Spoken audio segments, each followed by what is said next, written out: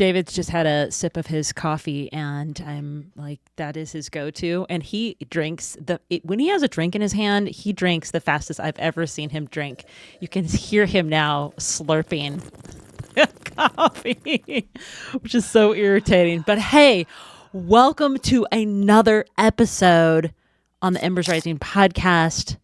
We're your host, Wendy J. and David Tucker, drinking the coffee. We're super fired up for this episode because we're going to break down our Grand Canyon tips. If you have been following along on our episodes, the last two episodes, we had talked about the Grand Canyon experience, trip prep, packing, going, and then actually doing the Grand Canyon trip. And now we're talking about the tips that we recommend.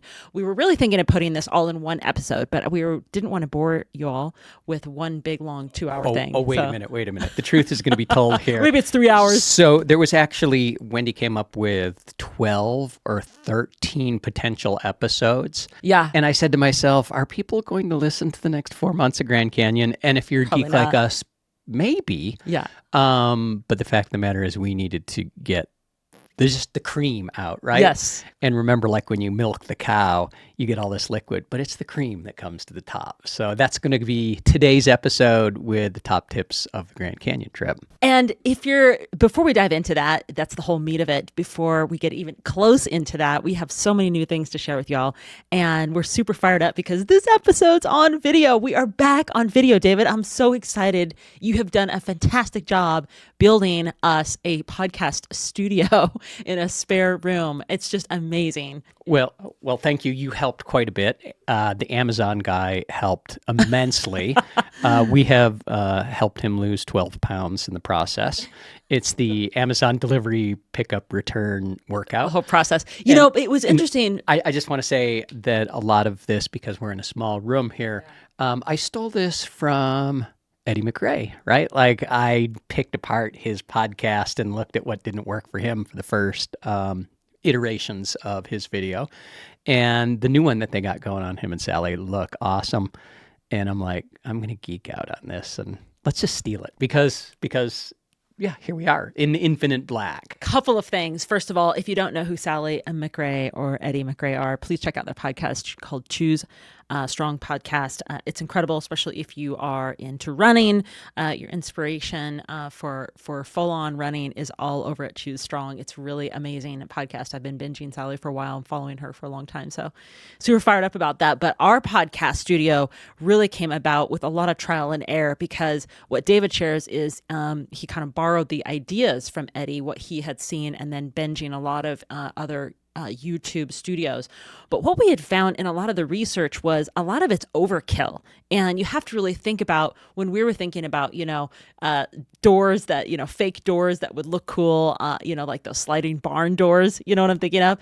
We went through foam ideas, acoustic foam. We went through sound blanket ideas. We went through hanging curtain rod ideas. We went through everything. At the end of the day, what you actually see on the shorts videos is such a small little cut of a person that really it just made more sense to just stick with a black background. And the mics these days are incredible.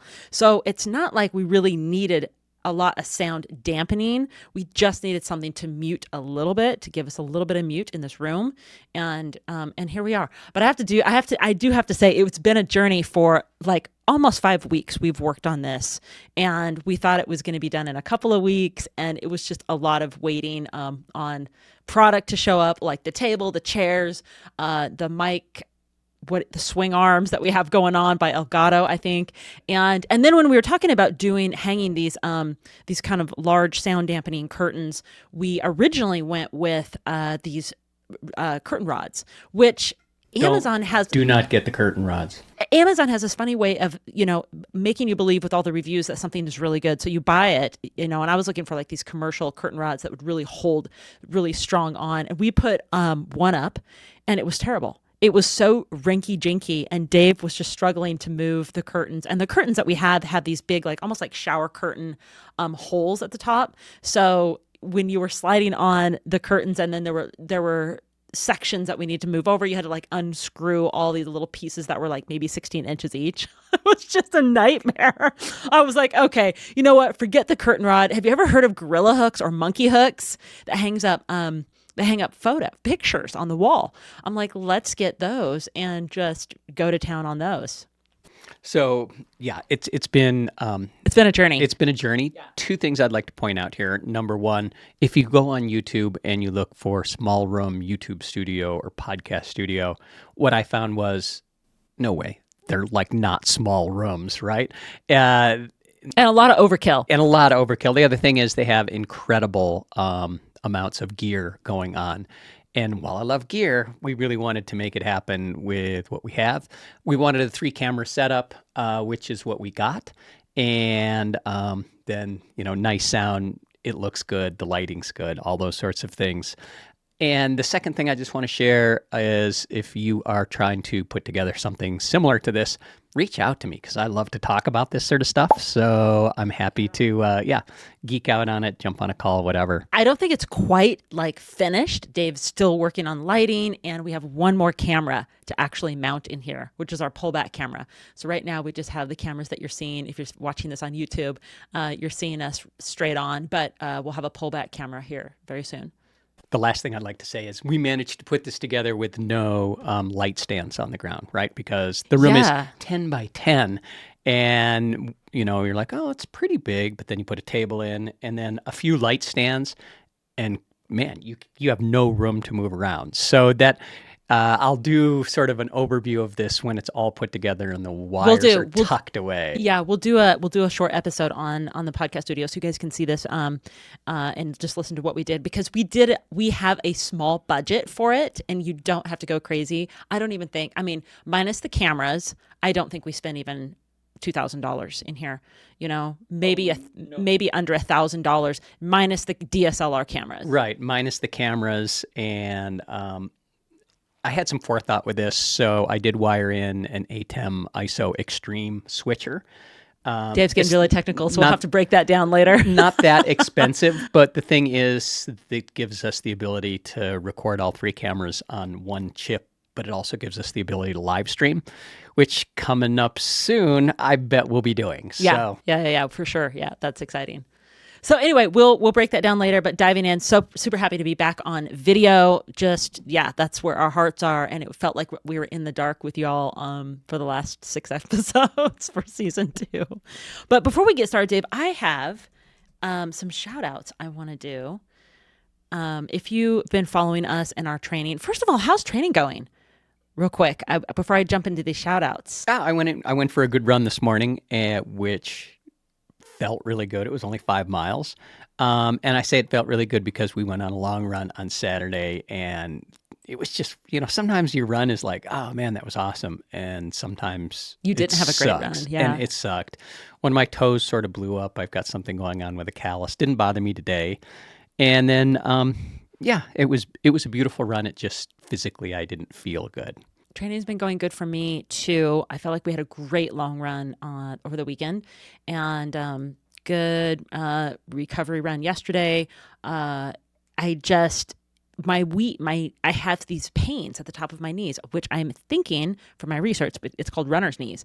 I think it's quadricep tendonitis. That's my own idea that I came up with after my YouTube research. We'll know after the doctor's appointment today. So anyway, I was walking up the stairs yesterday and my knee just went out from underneath me. I just couldn't even hold my body up. So now I have this really sharp pain in my left knee at the top of the kneecap.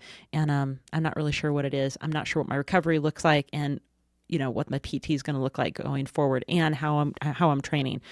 So I'm a little bummed out trying to mentally keep it together. But I know with all injuries, this is the part of being an athlete. You go through this, you expect it, and you move through the process every time.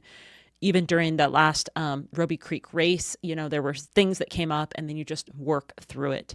But that's just a part of it. So anyway, I am going to go see the doctor and see what's going on today. And wouldn't you know the timing, in about 10 days, we're going to Tahoe. And so our plan was to go ahead and run some of the Pacific Crest Trail. Hopefully we'll still get to do that. We were going to run some of the Western States Trail. and do a lot of things over there, and we will do a lot of things For sure. regardless of what happens. But if you have to PT it a little bit and there has to be extra bottles of wine and more paddleboarding on the lake, then so be it. I mean, So we are taking my birthday to Tahoe. We try to go to Tahoe at least once a year. It's been one of our favorite places to host my birthday.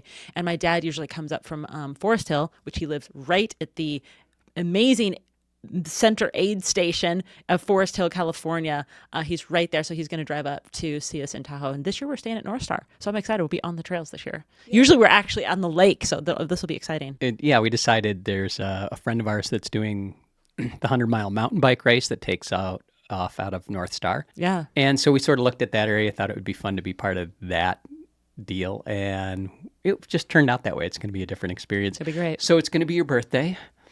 You don't have to share how old you're going to be, but you could. Yeah. Because Yeah, I'm not shy. I think it's inspirational. Yeah, I'll be turning 50, and I'm excited. I don't feel 50, and it's going to be amazing. Yeah, I mean, whatever happens with my leg outcome today, and then the work into it. I'm a fast healer, and I'm always on top of my PT. So, I'll be still set to go. Guys, you see the way I did that? I didn't go, well, she's going to be 50. Because that sometimes backfires on you, like always. So anyway, okay, so we are derailing here. Excited for our next adventure and excited to make some videos for y'all. So many things are changing, and I don't know if you wherever you're listening to this, so many things are changing on our platforms. We're moving through our podcast over to its own dedicated YouTube channel for Embers Rising, so we're excited about that.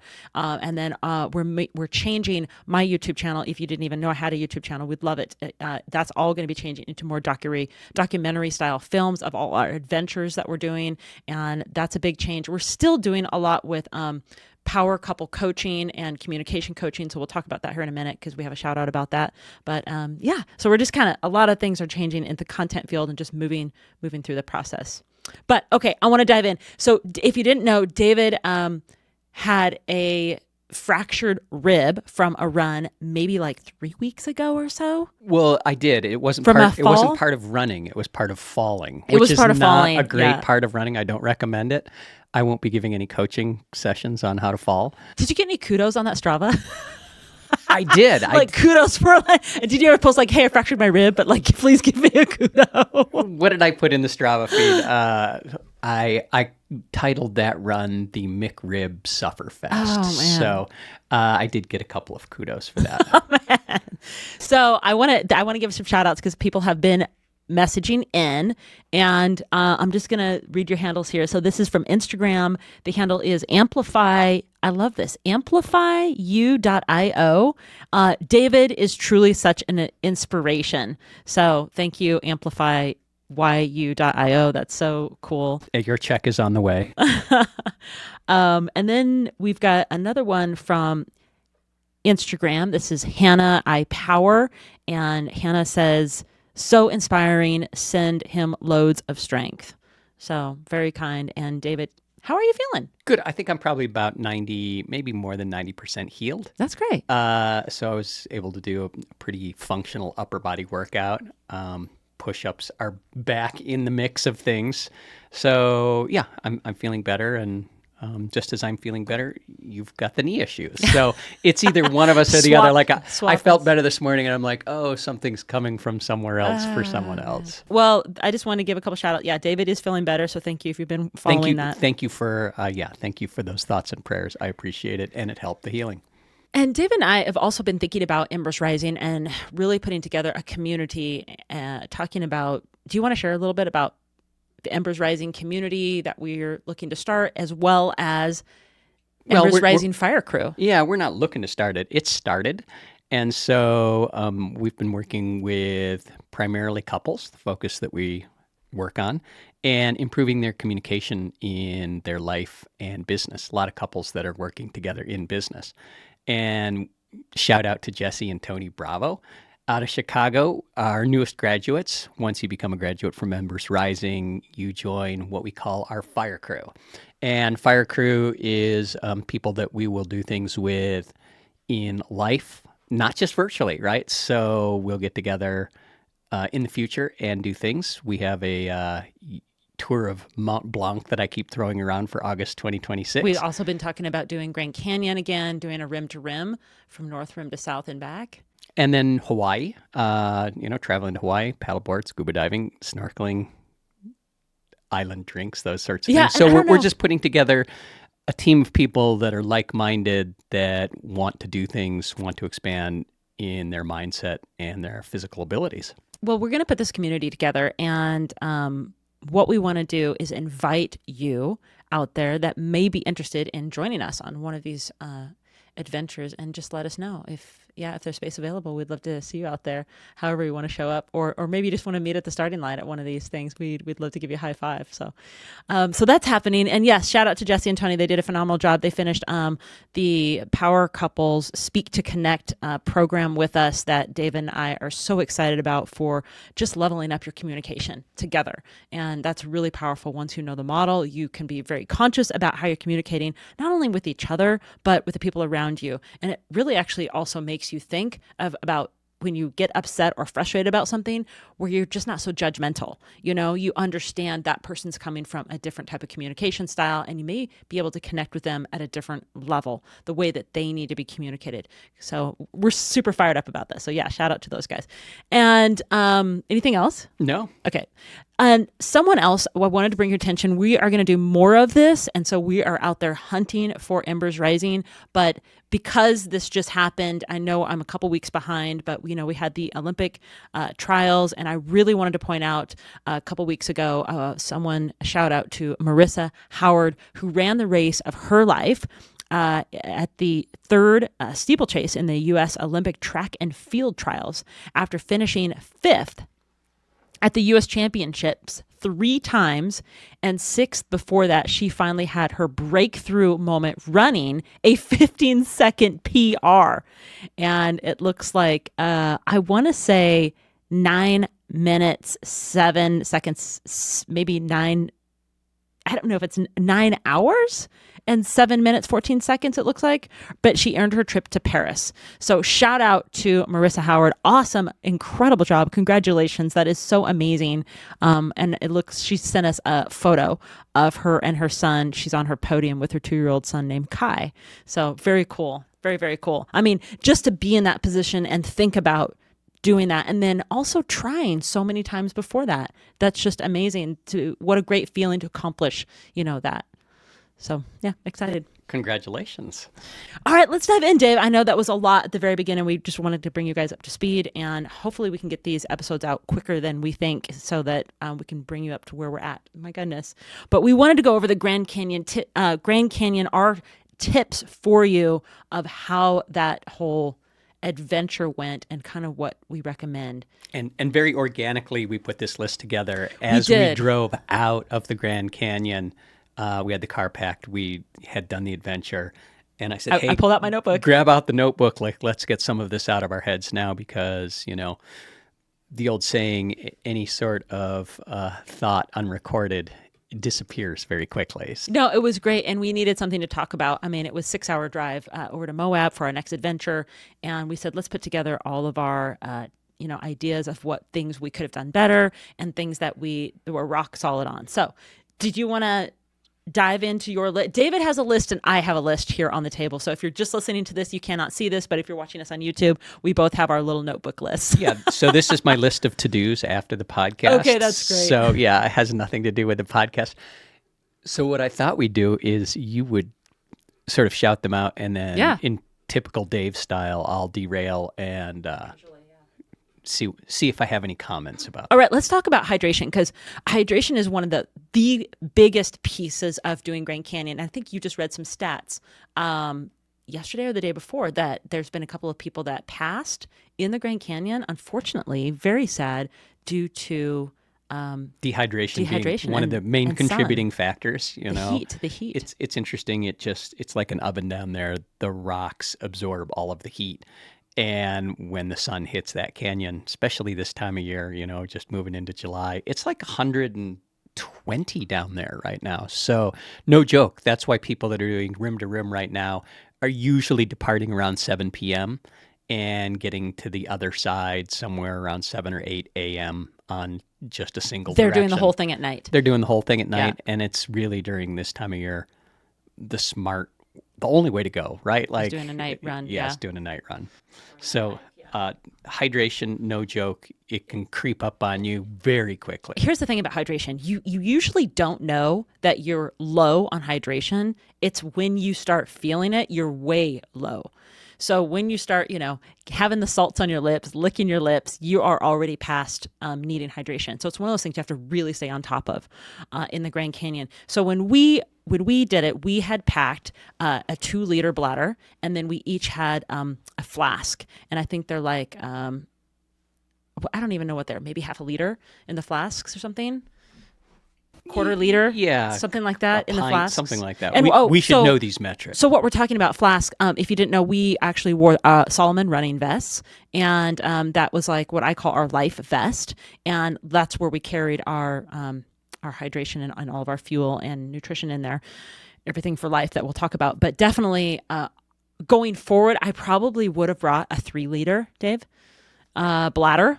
Yeah, and I'll just add, instead of a 2-liter? Yeah, and you can listen to some previous episodes, but no matter how much fluid you have in your pack, when you come across a rehydration station, right, water, fill it up to the top, right? Just always top it off. I know it's exciting. You're moving along. You're like, hey, I still got over a liter. It feels heavy in your back. Take 5 minutes and go refill your water. It's so important, even if the water tastes terrible. They are working on that, by the way. We did read an update that they're shutting down Bright Angel Trail, and they'll be installing all the new pipes that we were sitting next to down there over the next, 6 months, and they're starting in October? Right. So mid-October, like the 14th or 15th to May 14th, 15th, something like that of 2025. They're going to shut down. They're going to shut Bright down Angel. the Bright Angel Trail, and so also it sounds like they're shutting down the campgrounds there and all of that. So if you have plans in late October or November to do rim to rim, you'll be going up South Kaibab. Route. And remember, South Kaibab has zero water. Yeah, zero water from the bottom to the top. Yeah, there's like one station at the bottom, and that's it. Be prepared. So, okay, anyway, so what I would have done differently is definitely fill up a 3-liter bladder. I would have just swapped out my 2-liter for 3-liter. So yes, it is a lot heavier and extra more. I don't know how many new water stations that they're building, so this is just for now, but I still would have gone with a 3-liter. The other thing on the flasks is I had one flask that had electrolytes in it, and I had one flask that had carb electrolytes. I use BPN's carb electrolyte mix. They have a ton of different flavors. Not a ton. They have like lemon lime, salted watermelon, and I believe they have like one more, which are really amazing. I also bring a scoop of that in a dry baggie where you can refill it after you're done with the first carb electrolyte. Or you can bring another empty flask and put a scoop of that in the empty flask. So just to continue having hydration and then your electrolytes. Because a lot of people just think I can survive the whole thing on water. But it's really important to continue hydrating with electrolytes and the carbs at the same time. Electrolytes is going to help with everything that you're losing for salts as well as cramping. You don't really want muscle cramps out there. So you want to continue having those electrolytes just to keep your brain firing and the muscles happy. So that's and another thing on hydration. We carried one emergency water filter, which is called, I believe it's said Katadyn. Anyway, it's spelled Katadyn. It's a soft flask, and it has a little filter on the screw-on nozzle. And if that is something that you should each carry. So I wouldn't carry it for a group. I would each of you have your own flask. And the thing that's important, like if you run out, the Colorado River's down at the bottom. You can always filter through there, find a spot. We could have filtered at the beach if that water station, Dave, was closed at South Kaibab. We could have filtered there, but we didn't. That was open. We just didn't feel like we needed it, so we moved on. And the streams that we crossed on the way back up Bright Angel, the water looked extremely clear. It was extremely cold. Yeah. But having lived in the mountains all my life and having had Giardia once, really don't want to go down that route. You really don't want to just drink the cold, clear water because it looks that way, unless it's a life or death situation, and then parasites don't matter, right? But don't just dip your face in the water and chug. So the Cadden, if that's how you say it, Cadden soft flasks are on Amazon about $37-40. I was just looking them up for you. That's $37-40. So they're definitely worth it. And just make sure each of you, and they smash down tight in a baggie. So have each one of you bring one of those. That's for sure. And then another thing is electrolyte packets. We like the LMT packets of electrolytes because they have 1,000 milligrams of salt, and that is so important. So I would grab, at least 3 or 4 packets. Have it in your life vest, your running vest, your Camelback, whichever your pack you're taking, and you can always tear those open and refill your water flask with one of the electrolytes. That's so important, just because some people forget to take the dry packets. So at least you can always top off more electrolytes. That's why I say with the BPN carb electrolyte, you can use another scoop in a baggie, or bring an additional flask that has a scoop in there. So that was another tip of mine. But yes, and then a final tip: fill up on all water stations. No, do not pass by a water station and not fill up. Always top off. Don't be like us. Pass the first water station because there's going to be another one, and you didn't drink much on the way down anyway, which was just a bad idea all the way around. It was, yeah.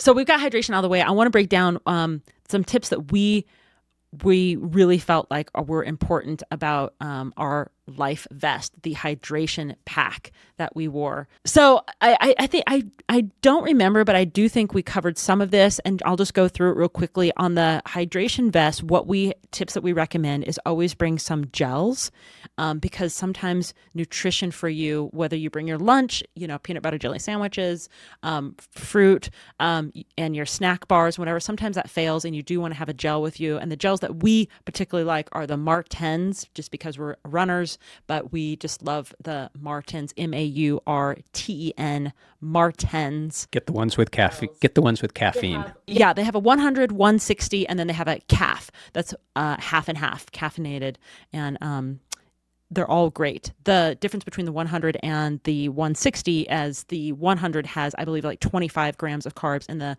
160 is 46 grams of carbs. So you just get a little boost when you have a gel. So those are important. In our Life Hydration Vest, we had brought first aid.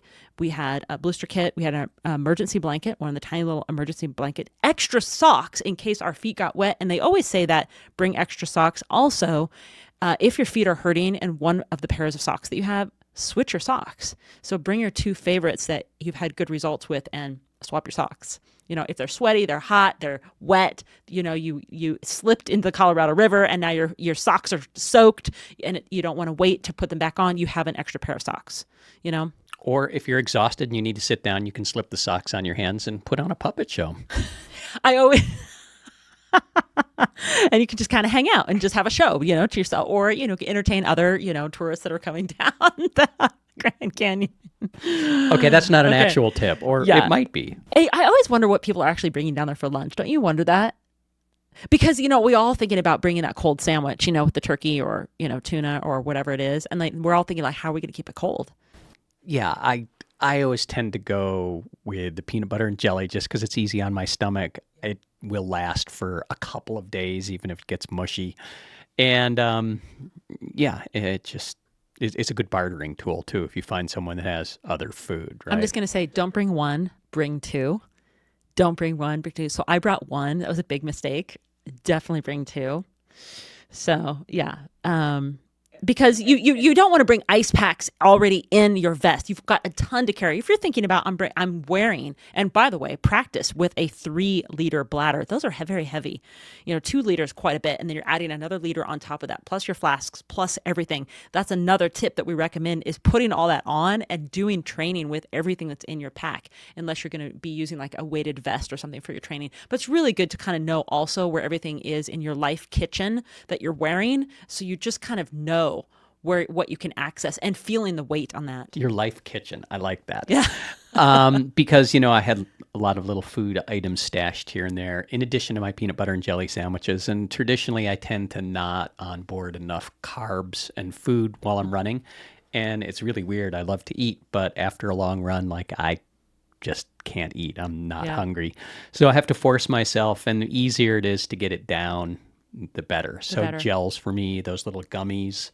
What are those called? Jolts I think they're bolts. Something like Yeah. that. If they have caffeine in them, I'd call them jolts, and I vote for that. But those are good. But anything that's easy to chew, and swallow for me is good. So I don't know if a turkey sandwich would be great, but if there was one down there for sale, I'd certainly buy it. Things that I like on for nutrition, I love dried mangoes, raisins, dates, anything like that is really easy for me to digest and bring with me. Fig Newtons. Fig Newtons are really, really good. Yeah. So, snack bars, they're a little bit hard, but I've heard like the Rice Krispie ones that are made of like oats. Martin's makes one and BPN makes one that's like an oat bar. I was actually just trying this weekend the Martin's whole food bar. So it's very plain. It's like a oat Rice Krispie treat, and it's very soft and bland, but it does have everything that you need for, your carbs, sugars, electrolytes in there. And I'm sort of now. Does an oat bar have electrolytes? Probably not. Probably not. Let's say carbs and sugar is enough to fuel you. Anything that's a dry bar is out, in my opinion. Hard to eat. Yeah. I do like, and I've become a fan of the Honey Stinger waffles. I don't know if it's just the name or the actual fact that Dave just loves waffles, period. They have waffleness in them.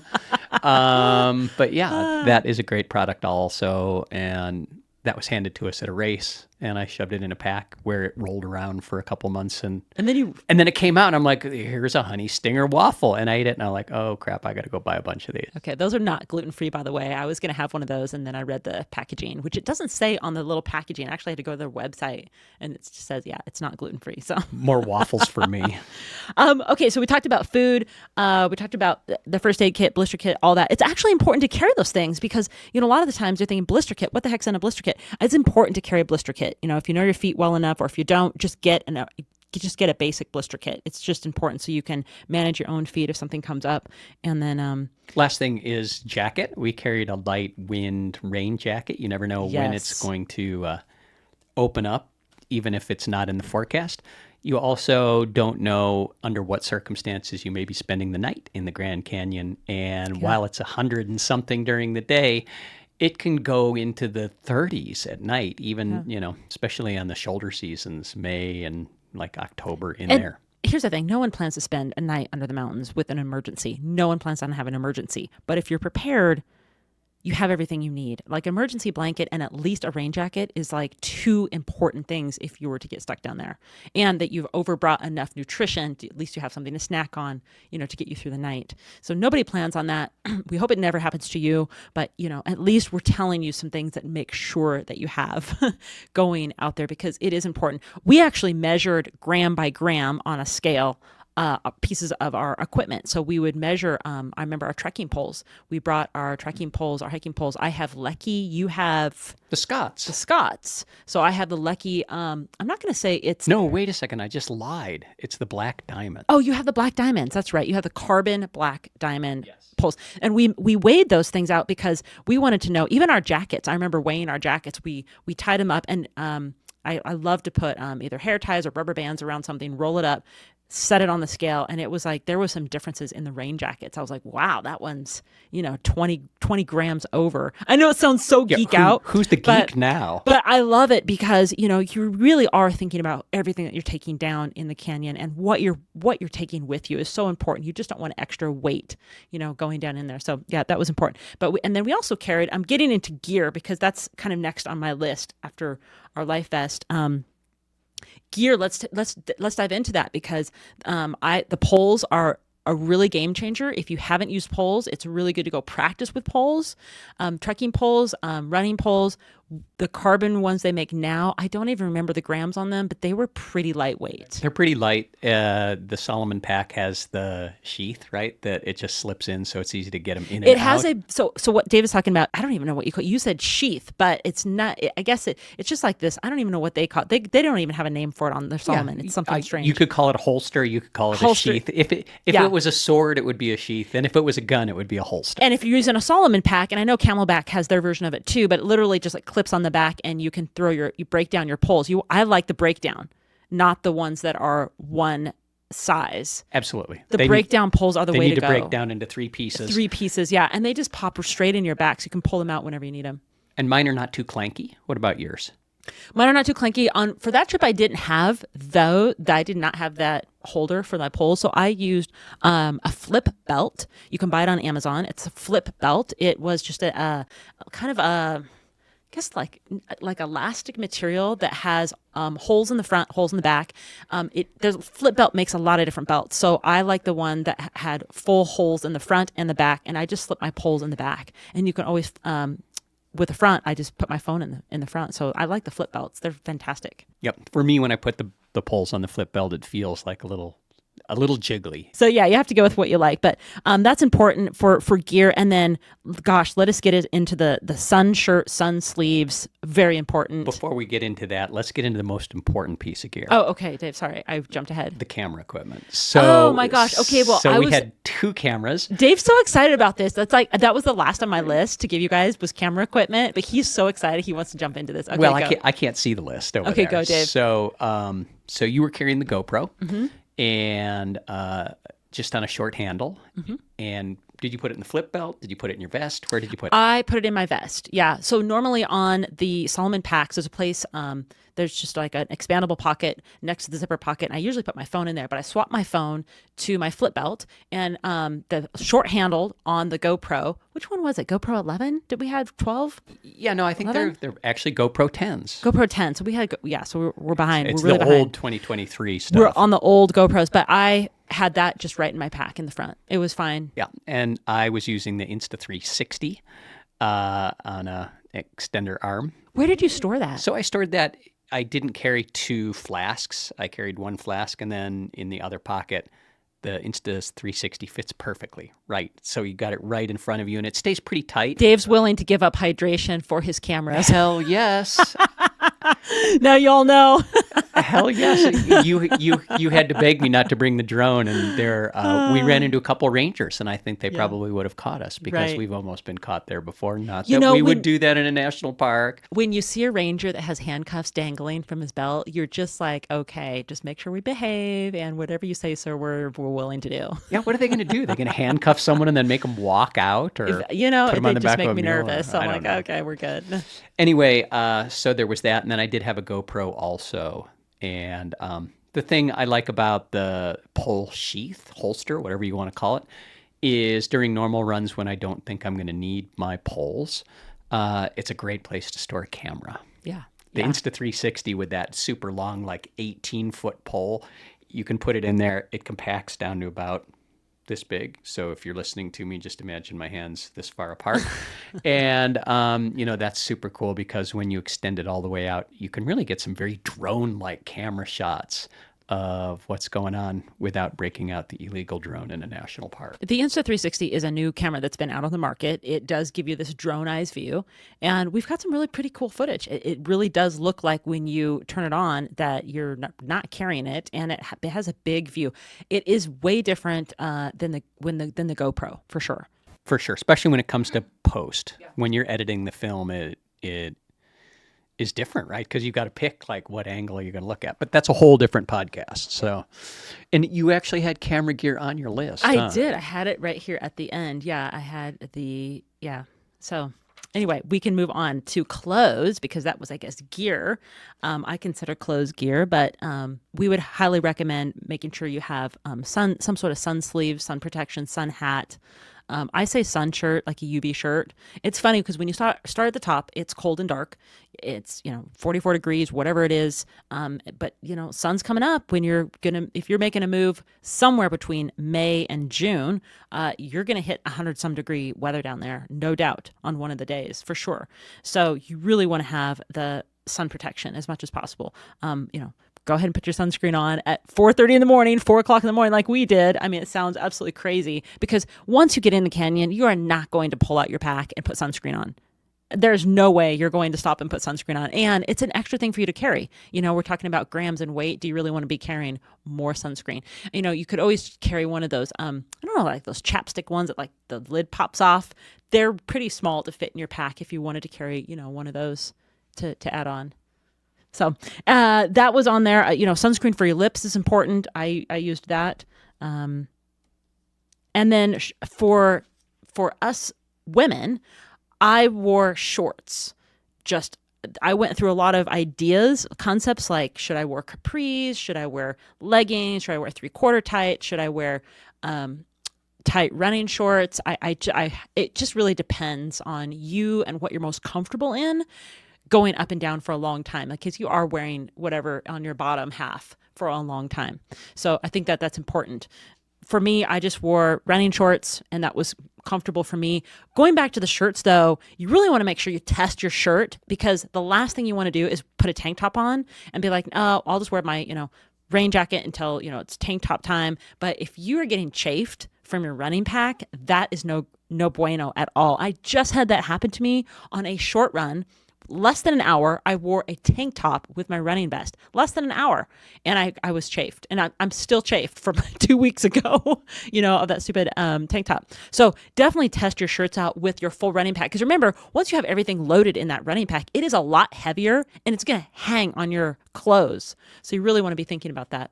Yeah, so I wore the running shorts also, lightweight, the ones that had a proven history of not chafing in places where you don't want chafing ever, but especially when you've got hours and hours more to go in the heat. Yeah. I wore light leg compression over my socks, up to my knees, one to help hold the old muscles in. Are they like calf compression sleeves? Yeah, exactly. The other is sun protection.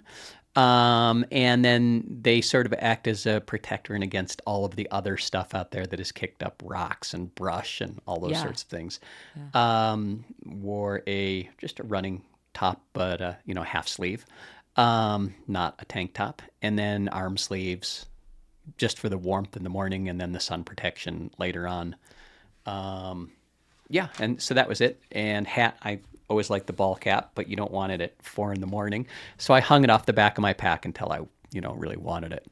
I was going to mention something else when we got to feet. I'm looking it up real quick. Okay, so I wore Dirty Girl gaiters on my shoes. They're these, and you can do whatever gaiters. I just wore it for more dirt and rock not getting in the tops of my shoes. By the way, if you get Dirty Girl gaiters, make sure you use the Velcro on the back. You have to adhere it to the back of your shoe so it closes. Otherwise, it's all open and the gaiter will continue popping up. So there's no use in using the gaiter. So I wore a Dirty Girl gaiter. You can wear any of the gaiters out there, but I like the Dirty Girl ones. They're easy and you can throw them in a bag to wash them. The other thing we put in our socks though was it's called Two Toms Blister Shield. I just looked it up. It's $14.99 on Amazon for a little pack, or you can buy their larger version. But try it out. It does work. It does keep your feet dry. And if you're a toe taper and you have toe taped, it actually seals the tape using the Blister Shield product. So it just keeps your feet dry. You could always also carry, which we did not, but I think in the future I would carry a small baggie of that in case you have to switch socks, or put a couple scoops in your spare socks so that they're ready to go for you, and then put those socks in a baggie. Because the Blister Shield powder, I just call it magic dust. It just kind of bleeds out of those socks, so it kind of dusts everything. We've noticed that in the gym when we get back at our home gym and we're coming off a long run. We peel off our shoes, we start walking around the gym, and there's now footprints, white footprints from our Blister Shields that do not come off at all. We'll never off. Get it out of the yoga mats. So it's like you have to scrub it with soap water. So if you do use Blister Shield, it's fantastic. It actually works very well. It keeps your feet very dry. It's also a very endurance running product. A lot of people at Western States use this. So we really like it. And they're, it just works even if you get a little damp. And you should give a foot preparation toe taping master class at some point. Yes, I'm going to put a video up on YouTube. Wendy can manage to spring a blister or a callus or some sort of sore magically out of nowhere. Yes. So it didn't used to be that way for you, but it was the race to Roby Creek, where your feet just blew up. And I just got a new toenail. That's so exciting. I actually got a new toenail like a week ago. It's the toenail fairy. So when a toenail falls off, you put it under your pillow, you wake up, you've got a new toenail. You have a new toenail. Yeah, that was surprising. I think I'm growing another one too. So if you're listening to this right now and you don't run, you're thinking to yourself, I probably don't want to start if my toenails are going to fall off. But it doesn't hurt that bad, people.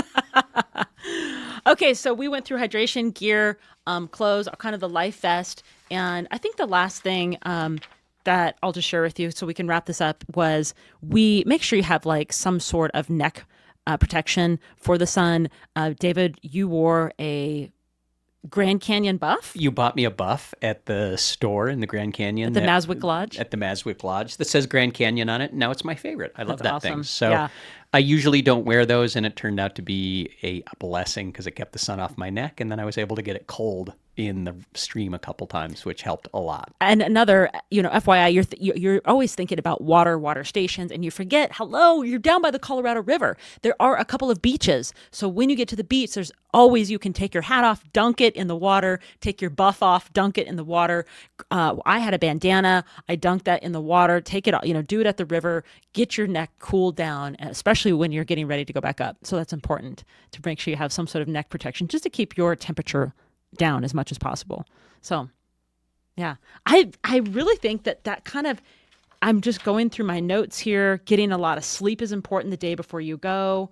And then I just had some random notes in here is once you're done, one little tip is stay another day and just enjoy the experience that you just had. It's so important. Like Dave and I talked about, had we would have done it differently, we would have stayed another day, booked a wonderful dinner at El Tovar, and had a steak dinner. But we didn't. It was just like we were nonstop. It was like, okay, done, check mark, pack, and now we're on our Moab adventure trip next. So, take some time. You've done the Grand Canyon. Take another day. Make sure you book that extra night so you can recover, pack up, and feel good about, leaving. And just treat yourself because you've done such an incredible thing out there to just treat yourself out there. So you want to relax, enjoy yourself, get into recovery mode, and get yourself back on track. So anything you do different next time? All of that. I would definitely make sure I had all those things different. Water station fill-ups, getting more sleep, making sure the logistics were, ready to go. Yeah. It was a fabulous trip. I'm looking forward to going back. I'm really looking forward to going back. Now that I feel like I've dialed in, the toes and the shoes for sure were a big problem for me. So after after staying the extra day, and that's an excellent tip. Yeah. But I would make sure that I have my road bike with me. We dropped ours off at we actually Moab. left him in Moab. Yeah. But there is a ride out of the Grand Canyon, and we didn't come in The Rim Trail. through, well, not only the Rim Trail, but all the way back to, what's the town that you turn at? Cameron? Yeah, Cameron. You can ride your bike from the Grand Canyon down to Cameron. It's like, what, 50 miles? Okay, so there's... but it's mostly light downhill all the way, and it just looks like an incredible ride. It does look cool. We left at O'Dark 30, and there was no one on the road. So that did look beautiful. Next time you can drive, and I'll ride the bike 50 miles down to Cameron. There is a couple entrances into the Grand Canyon. There's south from Williamstown, and then there's an east entrance called from Cameron. And it is a beautiful drive. It's really far, though. It's like an hour and a half or so to Cameron from the Grand Canyon Village. But it is beautiful. It looks like there's a beautiful road out there. Anyway, let's wrap this up. That really concludes this Grand Canyon adventure series on Embers Rising. You guys have journeyed with us through every twist and turn and every climb and descent that we have had out there. And remember, the canyon is really like a reflection of your own strength and resilience out there. And just as we conquered those incredible landscapes, you too can conquer your life challenges, whatever that is, and keep pushing forward. I think that's the most important. Keep embracing the inner warrior, the light inside that just helps your spirit soar. That's so important. And remember that you are capable of everything that you thought is impossible. You are fierce and your story is far from over. So stay inspired. We're here with you on the journey. We're excited to watch your ember rise out there. And until next time, hey, keep fueling your flame. All right. Aloha. Aloha.